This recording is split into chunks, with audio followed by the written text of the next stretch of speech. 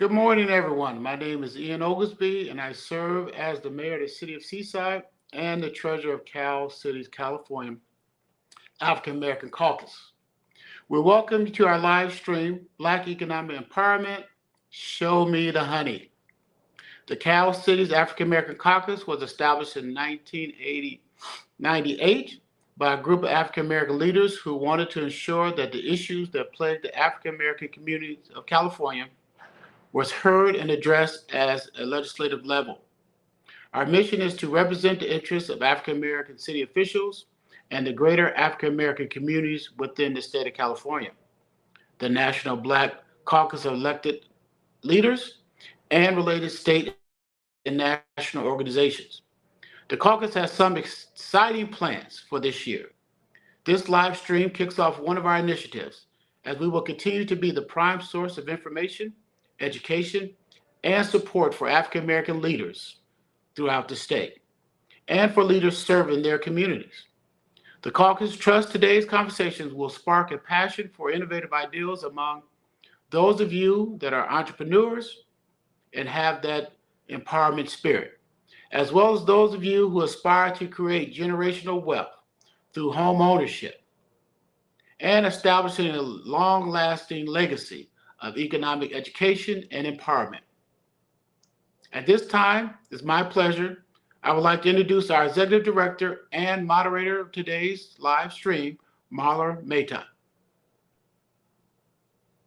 Thank you so much, Mayor Oglesby.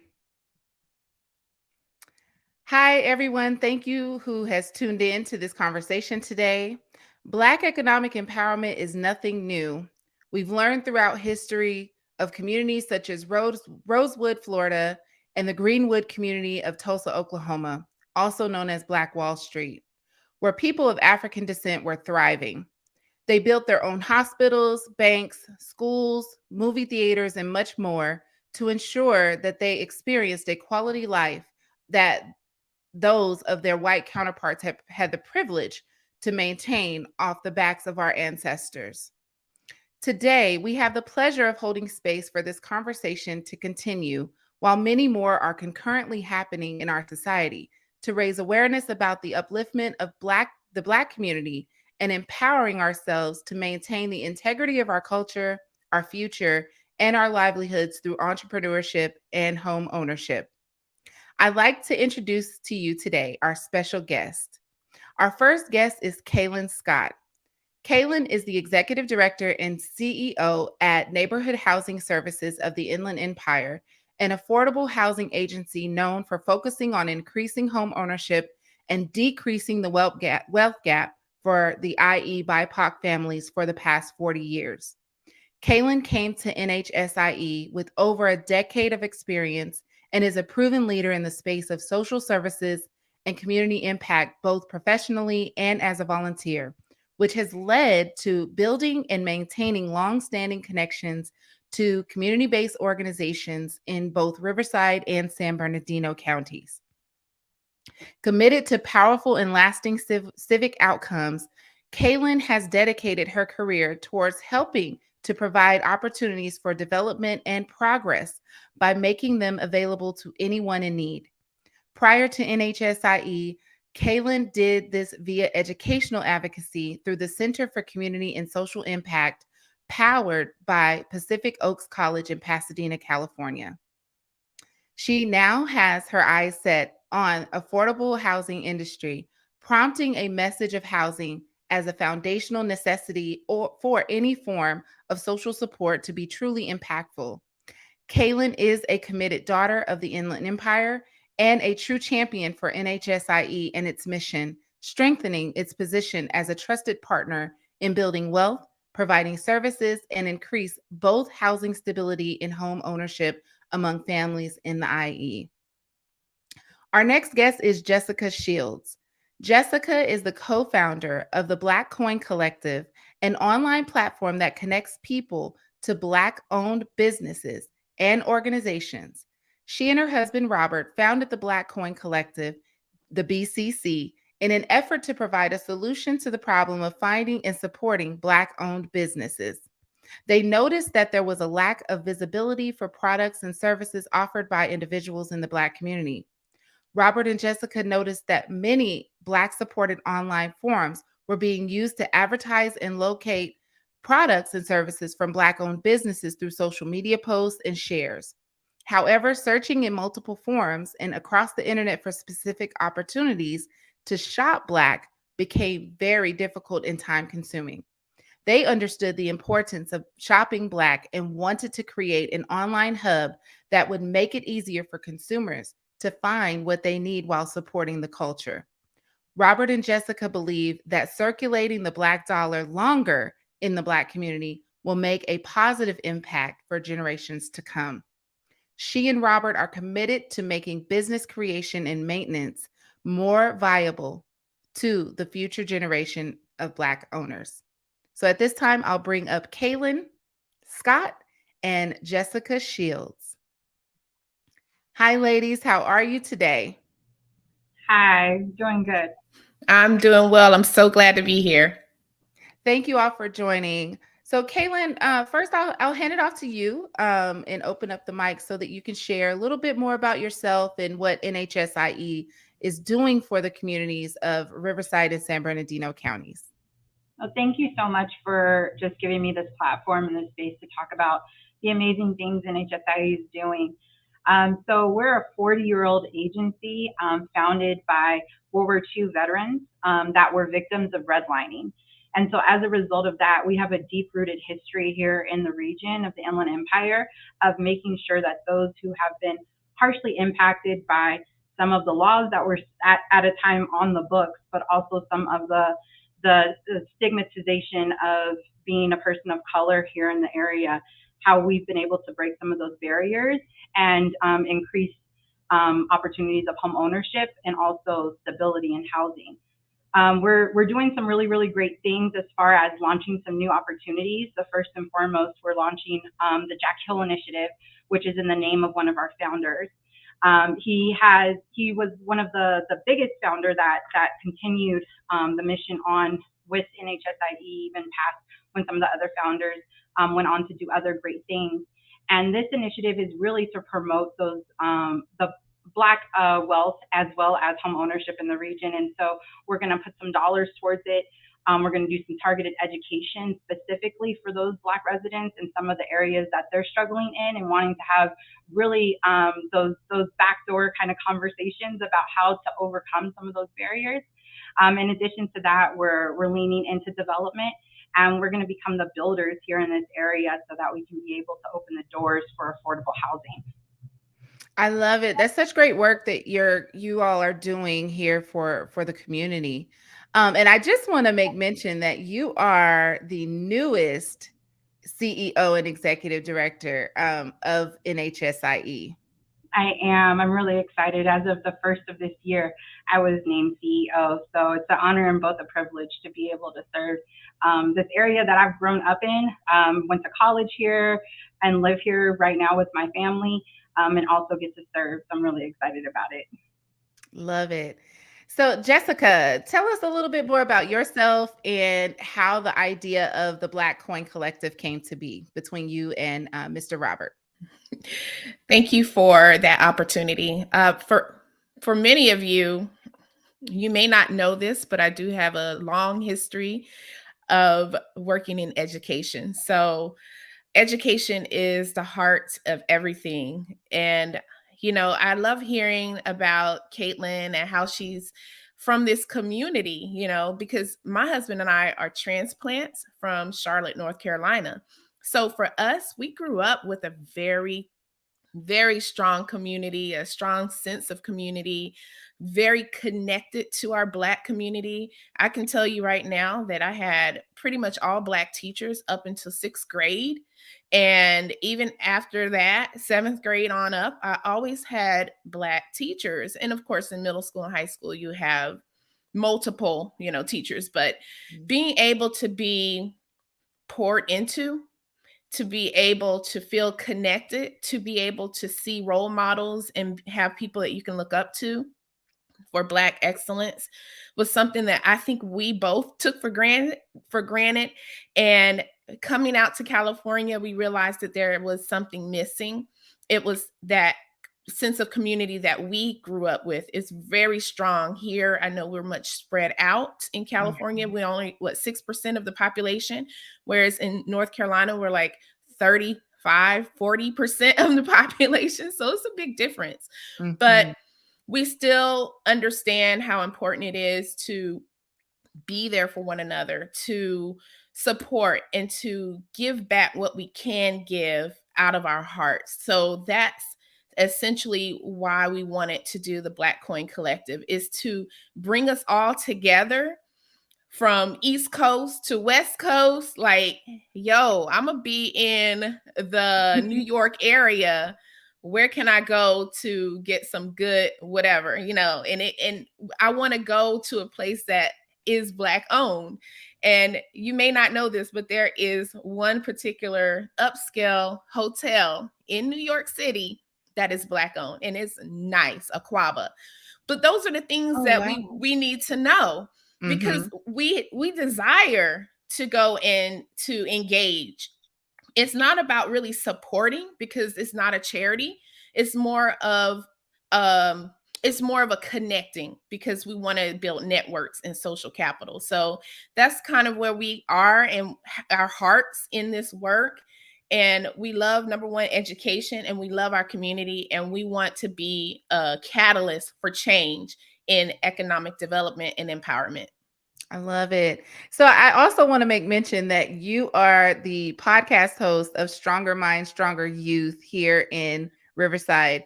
Can you talk a little bit about what made you start that podcast and how your aim is to empower our young students coming up through their academic journey?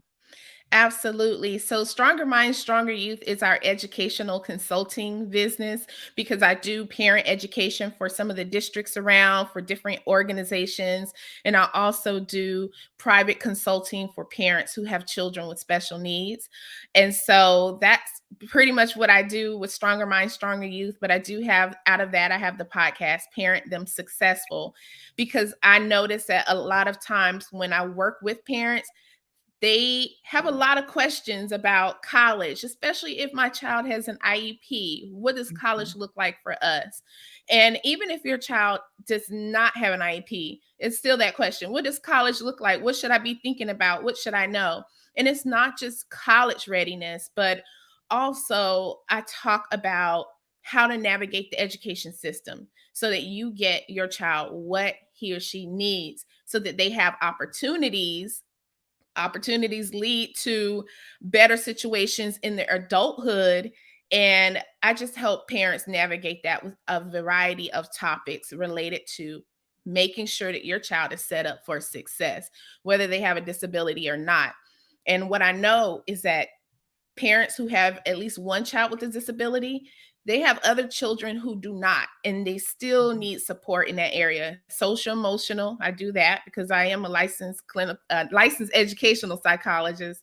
And we talk a lot about the social emotional, the preparing for college, and also how to navigate those school systems. So thank you for asking me about that. Yeah, no, you're welcome. So let's go ahead and get this conversation kicked off. First, I want to talk about home ownership, and I'll go back and forth between the two topics to make sure that we're tying them together. But Kaylin, why is home ownership important for Black families? Well, homeownership really is important in general because it creates a sense of stability for families. If you own your home, you know for the next 30 years or however long your mortgage is that your costs are not going to increase. In addition to that, depending on the type of mortgage you get into, it can be a wealth building opportunity, and it can create generational wealth for some of your families.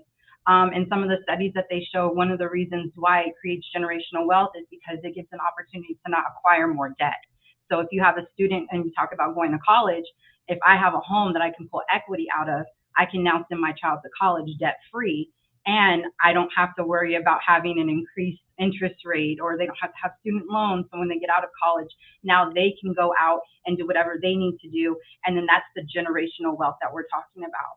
So homeownership in that mindset, right, is going to be really, really helpful for Black families. Where we want to come in is because of the situation with when mortgages were not available to Black and brown people back when FHA first came out. Some of those terms were still really not in the favor of Black people because credit. So if you look at somebody's credit and that's how they're becoming credit worthy and that's how they'll be able to say if they can get a loan. When you talk about what amount of down payment or down payment, some people don't have the incomes to be able to save that amount of money. And so where NHSIE really wants to come in is become that barrier blocker to help them overcome some of those areas where we're either giving them the mortgage or where we're providing some of that assistance to be able to bridge the gap between some of those barriers, to be able to give the opportunity for those Black families to be able to have the opportunity for wealth building. Yeah, no, that's great. That is so good. So one of the things that I had thought about is you know, emphasizing not selling grandma's house or grandpa's Mhm. house. How Yeah. can we empower the generations that are coming up to maintain the home that their grandparents or their parents bought so that they can ensure that generational wealth is continuing on in their family line? Well, I think that comes into financial literacy, right? And so the concern that comes in is when you talk about don't sell grandma's home, a lot of grandma didn't put it in a trust. She didn't put that in a will, right? And so when unfortunately grandma is working until she's 60 and 70, and unfortunately she probably passes away, and then she didn't have the time to put that in a trust or a will, and so now it's stuck up in probate, and it's a lot of money to be able to get it out. That's one of the situations why individuals end up selling their homes that they've acquired through wealth, because they just can't afford to be able to maintain it in that way. So what I would hope to do, and what we're going to do through the Jack Hill Initiative, is to promote that wealth education, not just the financial literacy part of budgeting and maintaining your credit and maintaining the bank account. But once you acquire that asset, once you acquire that home, what are you doing with it for your family? And are you having a conversation about that home? Are you having a conversation about what the purpose of it was? I don't think us as, you know, they have those conversations when you're a child, like a child stays in a child's place, right? But Mhm, I mhm. believe that if you really, and no, I'm not telling you to tell your child how much you pay in your mortgage and how much is the rent and all of those types of things. But I think bringing them along the journey to show them, you know, mommy and daddy had to save a lot to be able to get this home. Mommy and daddy had to make sure that we didn't go out to eat every night so that you can make sure that you always had a place over your head, or roof over your head, and a safe space to play. This is why it's important that wherever you go, you can go to North Carolina, because I know some of us are moving out of California and we're Mhm. moving to southern states and East Coast states in the Midwest. You can go there, but please keep this house. This is our legacy. This is what we want to leave. This is our summer home, because the summers and the winters here are nice and fun. And so make sure you can come back here. I also think that it's important that when you are getting a mortgage, that you really read what the interest rates are and you read what that's going to be in 30 years, so that you do not put another burden on your family once you pass on, that it actually is going to be an opportunity for wealth building, and it's not going to be another burden where they're going to make it, it's going to be more feasible for them to let it go than it is to keep it. No, those are some great points. Absolutely, Kaylin. So then, I want to go into the entrepreneurship and business, owning a business, and how that also helps. So, Jessica, why do you think entrepreneurship is important for the Black community? Well, first of all, if we think about the history of the country, right? We've been working a long time, haven't we? We Hmm. have not reaped any of the benefits, and I think about how when I go to use a certain product, and I'll just give an example. I was cooking with something yesterday, and it came to me when I looked at the label, it said since 1921. And then I think about what were we doing in 1921? I start to get reflective when it comes to this. And I thought about how in that Reconstruction era, how we were punished for doing well. This was right at the height of the KKK lynching. So lynching was very, very prevalent at that time, because we had already started building and rebuilding from the end of the enslavement era. So I think about, when I look at labels that said since 1921, where was our opportunity? Here we have this family, whoever this is, they're still profiting in this year from 1921, when we did not have that ability. We did not have access to that. So you think about the legacy, the inheritance that is passed down that long from generation to generation. How long will it be for us to build where they already are? So it's very important to have entrepreneurship in your mind or in your mindset. I know it's not for everyone, but it definitely can make such a huge impact in the economy, in Black economics, in how we are able to move and shake, and who we donate to, and support our candidates that we need in places to make change happen, to support our education systems, to improve programs. Because I'm telling you, being in this education space, there is not money really going into educating Black students. There is not. We need additional support. We need additional funding. And we don't have that social capital as other, I would say, other races have, to help make that happen for our kids. So we're missing out on not just that wealth building piece, but we're missing out on being able to really fund something in the education space that is going to take a lot more of our kids to the next level. So it's important, not just at looking at, just having a business and what it can do for your family, but I look at the community as a whole. So that's why it's so important for us to consider it, if that is something we want to do. Yeah. And then make it happen, and find ways to connect with the right people that can support you. Don't go at it alone. You don't have to do it by yourself. You can tap into other resources. You brought up a really good point in saying that the family is still benefiting from what was established almost a century ago.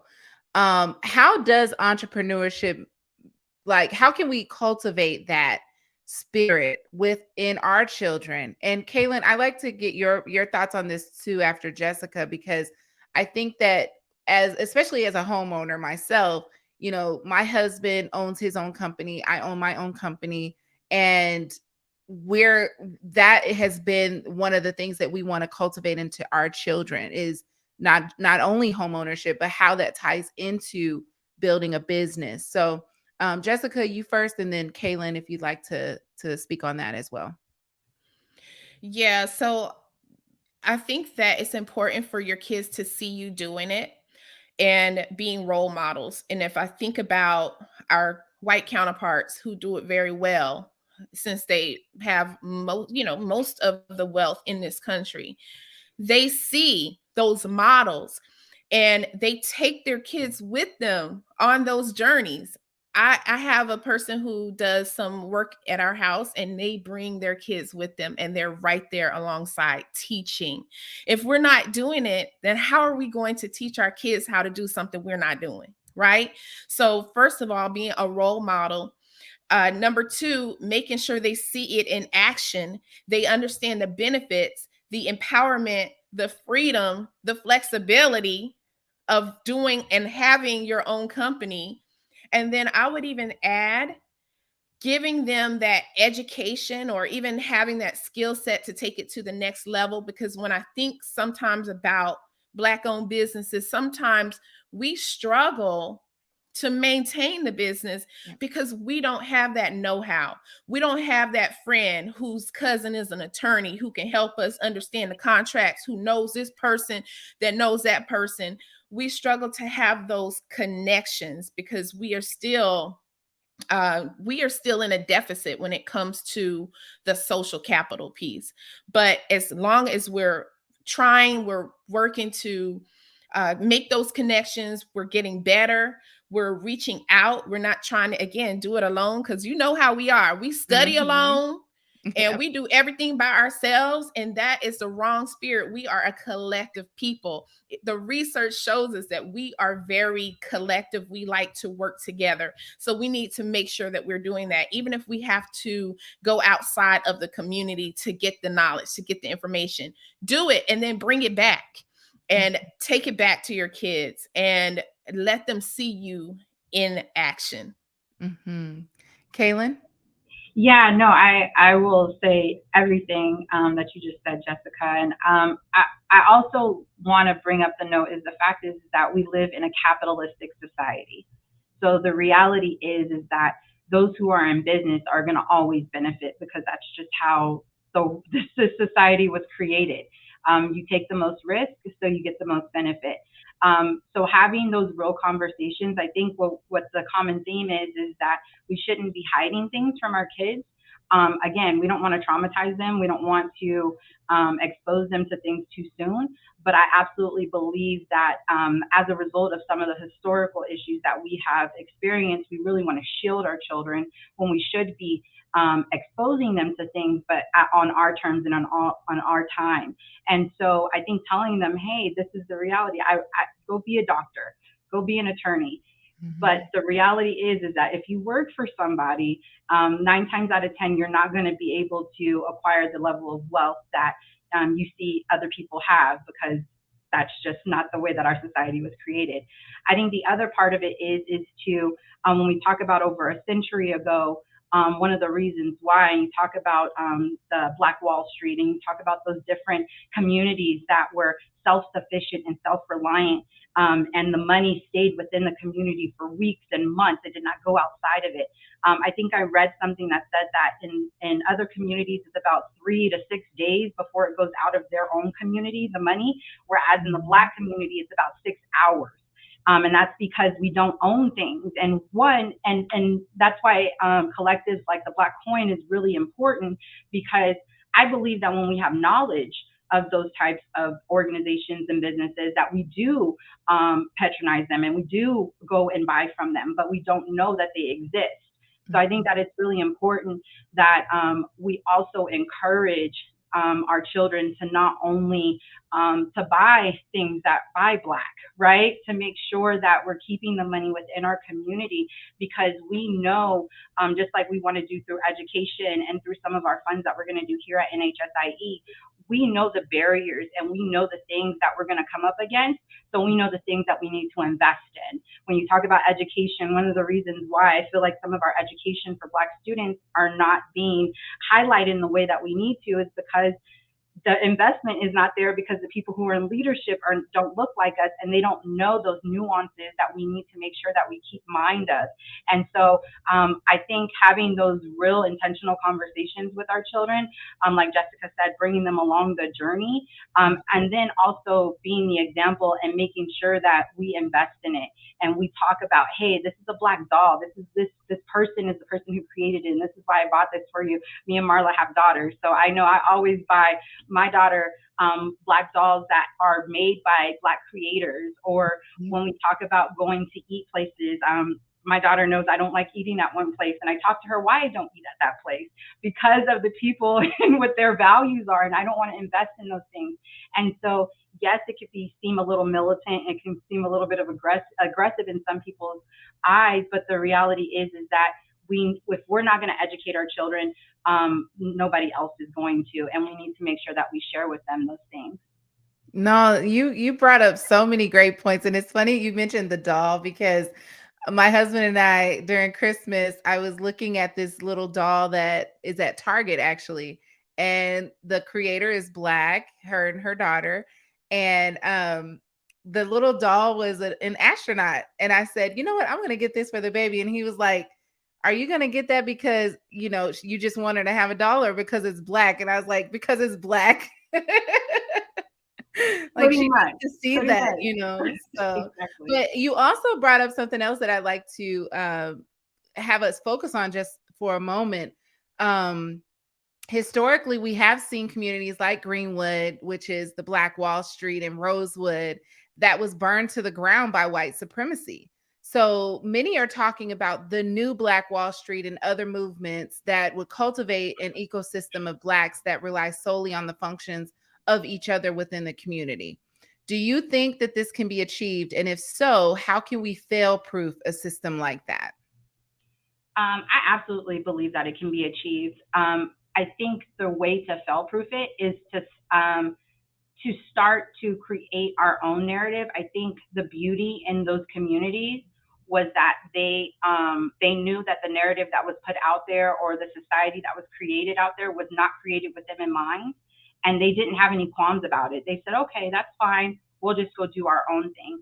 I think the unfortunate thing in the last 100 years, because I read another study that said we have the largest gap in the wealth gap for Blacks in America in the last 100 years. And I think there was a campaign that was going on that wanted us to buy into this greater society of things, and you can be a part of this too, and this was made with you in mind, and everything is equal, and come on over here. And the reality is it's not. We can't play a game that we were never intended to be players in, right? And so I really feel like if there's people who can stand up and start to create a new narrative and say, this is over here, it may look a little bit different, but we have different needs, and that's just the reality of it. And so I think that it's going to be really, really important to start to detach from what popular society is telling us what wealth is. And wealth is not wearing your wealth. It's not driving your wealth. It's making sure that you have stability. It's making sure that you have something to leave back for your children. It's making sure that you are debt free. It's making, those types of conversations versus what popular society is telling us wealth is. Right, right. Jessica, would you like to speak on that?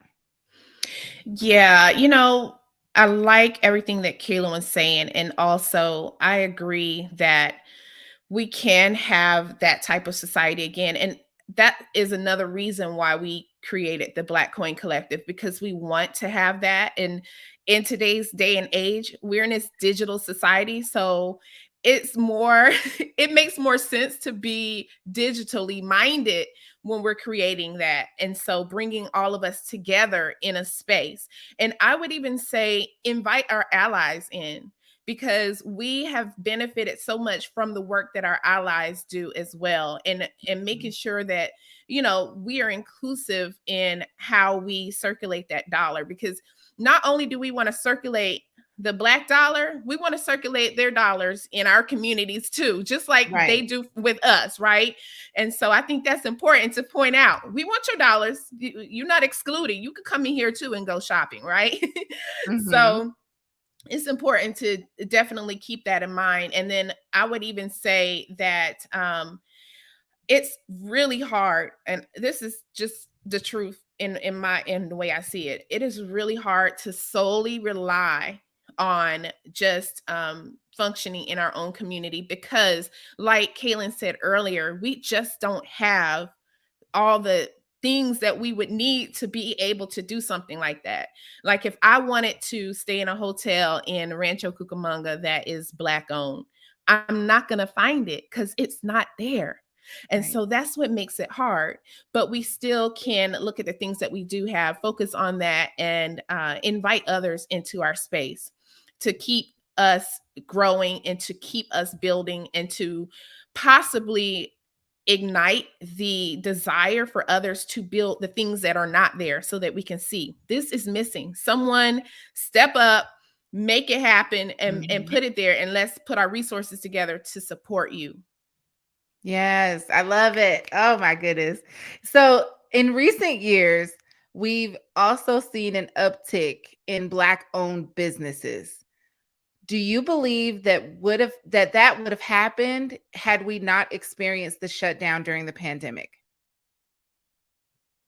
I'll go ahead and say something about that real quick. Yeah. I think about, why did we see that? I think we saw that in many different ways across all races, backgrounds. We even saw that in education. Teachers leaving the classroom, people sick and tired, people realizing that they have the skills to do something greater. And it gave us a chance to just be still, to pause, to reflect, and to reevaluate our lives. And I think for us, we realized our opportunities and we started to take advantage of those opportunities. And so it's so important to understand that when you already are at the bottom and there's no way but up, because our numbers were low when it comes to having our own businesses.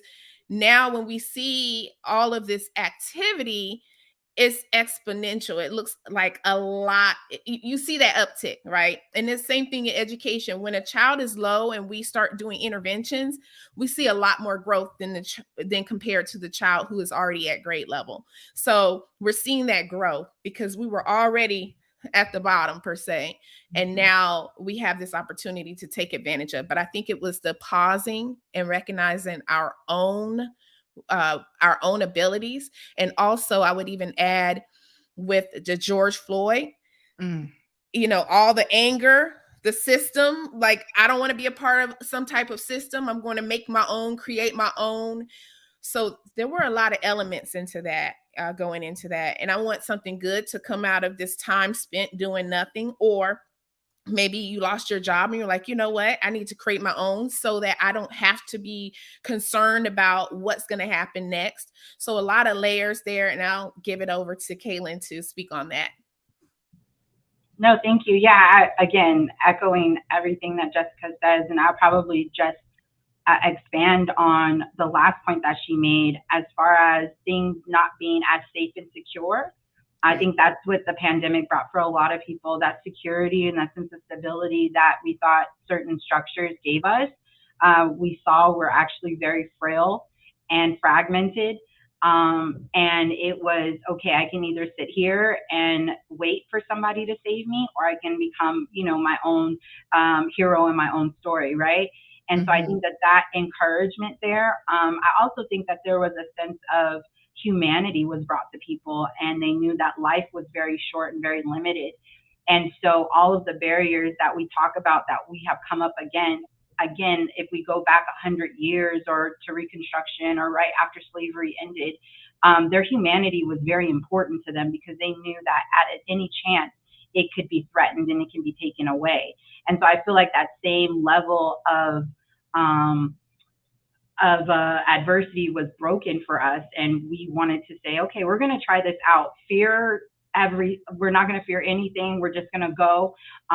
Again, like Jessica said, I want my own thing. I want to be the author of my own story. I want to do what's right for my community. And so I feel like those types of stressors really created this beautiful renaissance that we're in right now. I love that word. I really do. And that makes me think of succession planning. So you talked about us, wanting to have our own, and people are thinking, you know what, if I don't do this now, it's probably not going to ever happen, or I won't be alive for it to happen. So in that sense, where should our mindset be when it comes to how can we pass down our businesses to our children or to family members, or even the knowledge? They might not want to carry on the bakery that grandma started, or they might not want to continue on, writing articles or something for a local paper. How can we empower them to think about passing it along to someone who would carry on that legacy? Yeah, I think that comes a lot with just like the sense of mentorship and the sense of sharing. I feel like for so long, people feel like, oh, my idea, if I share it with somebody, they're going to steal it. Or if I expose somebody outside of my family, they're going to take something from me.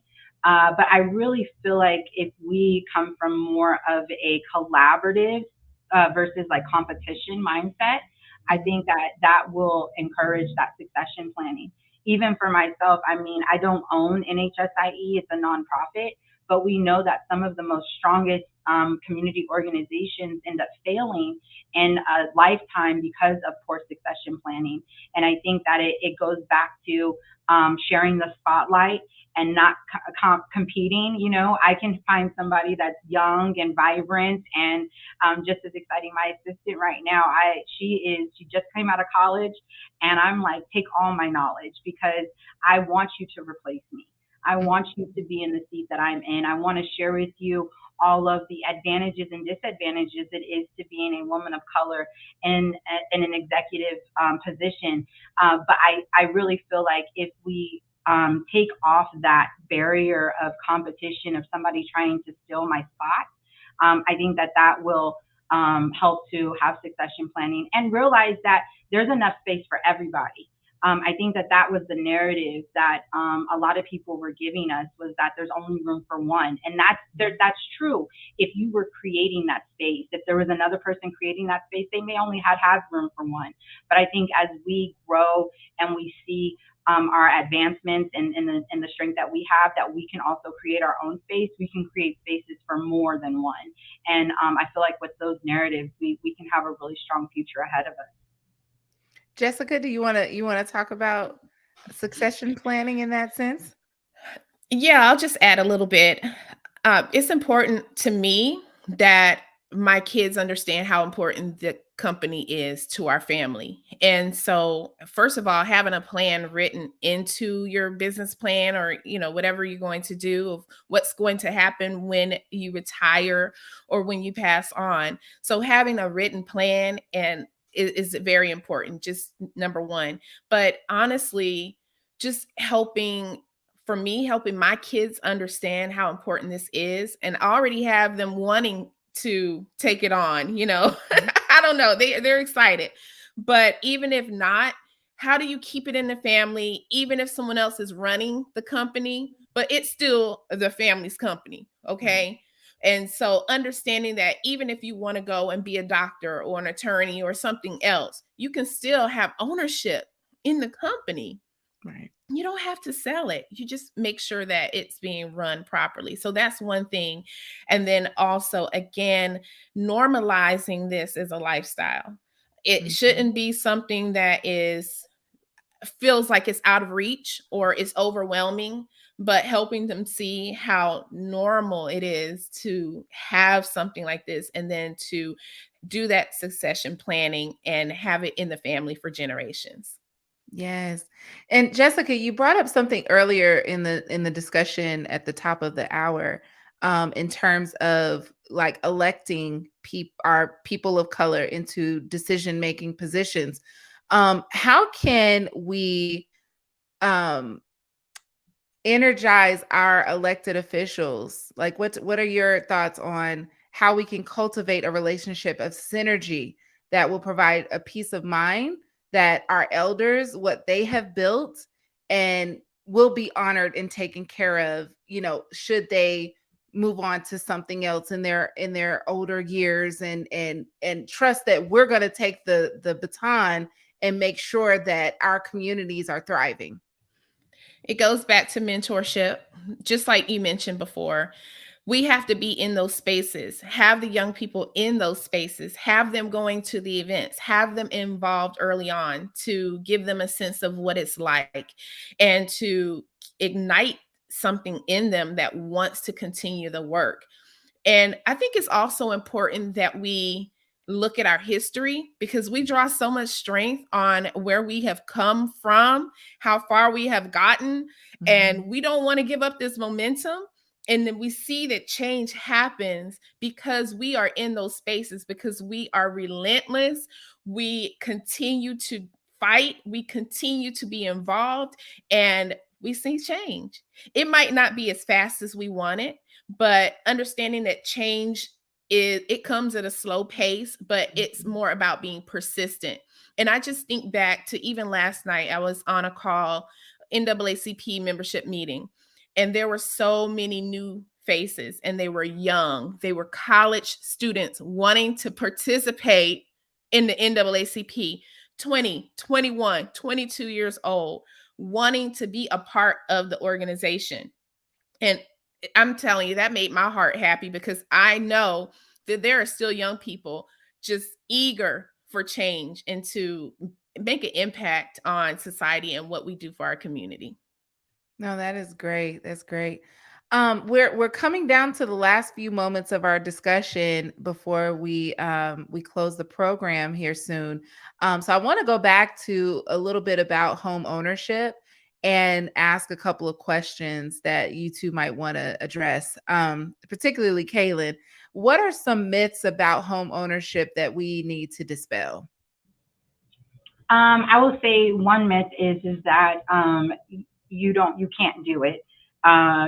I think the reality is some people don't really understand their financial situation or their circumstances to the point where they could determine themselves that they're not eligible or have the opportunity to.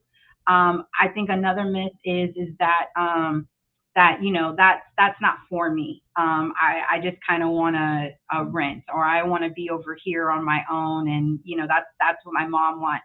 Some of my peers we've talked about.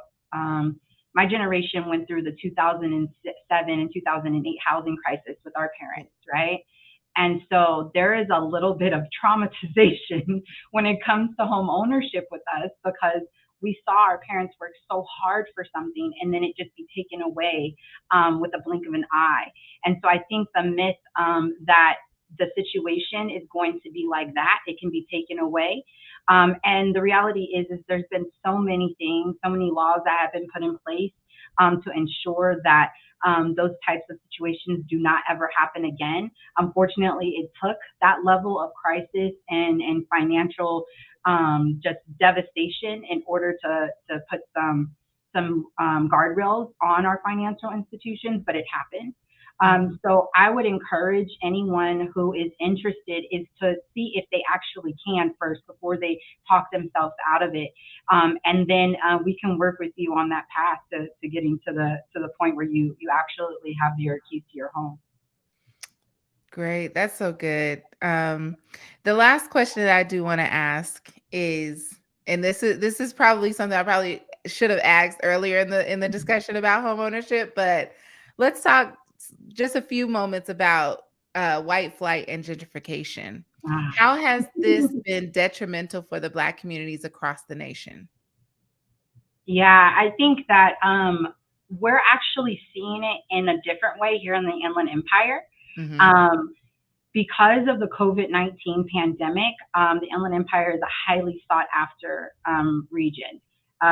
People who were living in metropolitan areas and cities, some of other ethnicities and backgrounds and other income earners see the Inland Empire as a great opportunity. I can get a large home, I can get nice space, these communities are being built up. And what's happening is some of the longtime residents and the people of color who live here, unfortunately, are being pushed out and bidded out of some of the homes. So we're kind of seeing it in reverse, where now they're looking at the areas that we're living in and they're like, oh, that looks like a great place to move. And they're kind of pushing us out of the way. So I think that we have to make sure that when we see that's happening, you talk about elected officials, making sure that our names and we're at the table when certain decisions are being made, when certain monies are being allocated, when certain businesses are coming to these communities, so that we can make sure that we're benefiting from them. Individuals who are residents of the community, individuals who have been long time contributors to our communities. We want to make sure that we're still getting our slice of the pie, no matter who is coming to invest in it and who is like seeing us as a gem in their eye. So I think that that's a pretty, again, it's like odd because we're seeing the reverse where they're coming and they're trying to push us out of the way. Mm-hmm. Well, ladies, you want to say something on that, Jessica? I did because I just want to talk about what's happening in my hometown in Charlotte, North Carolina. And, where I grew up, it wasn't the best. But when I went back to visit, I was like, it's gentrified basically. And I think about how when I rode through the city. I went on my friend took me on a tour. She said, I want to show you something. And I saw how some people were still there, and then others had already sold their homes. But it was definitely hard for people to stay, especially if they were renting. But because then, of course, you can get more money, and they were pushed out. Some were being offered money for their homes, but they didn't want to take it because no one wants to sell grandma's home, right? So I could see a little bit of that. But then on the flip side, what's happening in one of our neighborhoods where we have a family member who has a home, the property value has skyrocketed. And so it's like, well, I mean, there's that good side, but then you also know that people are being pushed out, but then at the same time, you are building a lot of wealth. So I see it as it depends. It's really hard to say what's best or what's not. Because if you are a Black person trying to build wealth and you have a home and it's being gentrified, then there is a little carrot there of taking advantage of that situation to build more. So I just wanted to share that. And I really, it's a hard subject to talk about, but thank you for allowing me to share. I will say, just to piggyback on that, I think with both situations and both scenarios, education and advocacy are going to be at the core of it. And if you sell your home, even if it is extremely valuable, but you're going to just go rent somewhere else, that's the opposite of building wealth. That is like counterproductive. So I think that, again, the theme that we've been talking about is mentorship, having collective conversations, and making sure that you are sharing resources, and information is a resource, right? And so I think that we should share our resources in a very intentional way. And again, I go back to making sure that we're not trying to be a picture that society is pushing us to be versus what we actually need to be for our families, to ensure that that generational wealth, that sustainability, that stability that we're all fighting for, we actually have for generations to come. No, that's some great knowledge and wisdom from you two ladies. So at this time, we are coming close to the end of our program. I just want to thank you so much again for sharing your experience, your expertise, and just being here on the platform today. Kaylin, where can folks reach out to you? And then Jessica, you after her. Yes. So my name is Kaylin Scott on all social media platforms. I'm on Instagram, Facebook, and LinkedIn. But please follow NHSIE, and it's NHS_IE on Instagram and on LinkedIn. We have some great things that we're sharing right now. We're having an event this coming Thursday at our office, open house in San Bernardino. We have some amazing other events that are coming down the pipeline. So please follow NHSIE and stay connected with us. And hold on, Jessica. And the title of that program on Thursday is Buying Back the Block. And so we are going to talk about home ownership 101, credit, budgeting, financial literacy, and we're going to share a lot about the services that we do here at NHSIE. So please make sure that you are on our website, nhsie.org. You can always stay connected with us through the website and our newsletter. Thank you. Jessica? Yes, you can find us, Black Coin Collective, at ONEBLKCC. And that's on Instagram, that's on Facebook and YouTube. So we want to see you there. Also, if you are in the Inland Empire area, we are having a youth conference on financial literacy and wealth building. So make sure you get your tickets. That is April 1st. It is a conference for youth and parents. Again, important information for you to know and to learn so that you are better prepared for the future. Thank you so much, Jessica. And for all of you who are tuning in, you can follow Cal Cities African American Caucus at Cal Cities African American Caucus on LinkedIn or CCAA Caucus on Facebook. At this time, thank you, ladies, again so much. I'm going to remove you all from the stage. So give me 1 second. And at this time, I would like to introduce to you all our Executive Director and CEO of the League of California Cities, Ms. Carolyn Coleman. Marla, thank you so much. What a terrific program.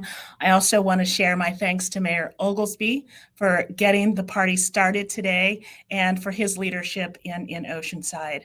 You have certainly showed us the money in the program today.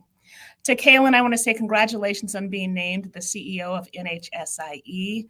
And Jackie, thank you both for your passion and being catalyst for change, the change that we need. I also want to thank all of you for leading and being the role models that you are.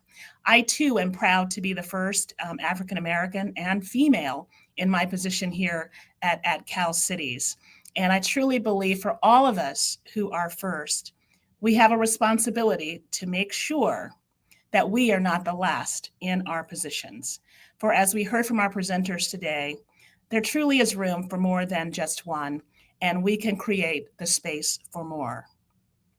I think it was Jessica who also reminded us that we are a collective people, so it is important to lean in and on each other. And my final words, I think all of the speakers spoke to this today, the importance of creating your own narrative, taking the responsibility for creating your own narrative, and truly having a broader view of wealth. So let's all go out and be the authors of our own story. Let's get educated and be the advocates for change. In the words of Kaylin, we truly are in a moment of renaissance, and the time is now. So thank you for joining us today. And Marla, thank you again for the program. Look forward to seeing you all soon. Take care.